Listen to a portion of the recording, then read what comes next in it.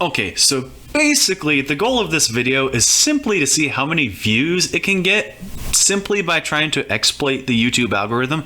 That's why you see a lot of different tags and stuff. I recently learned that YouTube recommends videos based off the title, description, tags, and topic. So naturally, I liked and commented on my own video, gave it a catchy title, and filled the description with a bunch of YouTube algorithm trigger words like Minecraft. It also helps if people like and comment on it, so here's a shameless plug to do that right now.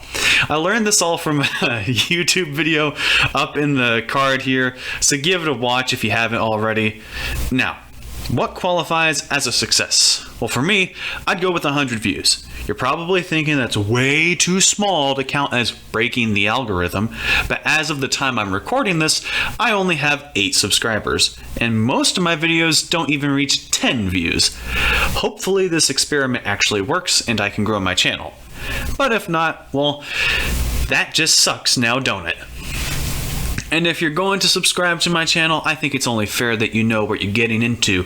Sure, fewer people may subscribe than otherwise, but the primary goal of this video was simply to get views. Anyways, at the moment, I am doing an NCAA 14 team builder dynasty. I do it in a way that tries to replicate watching the actual game.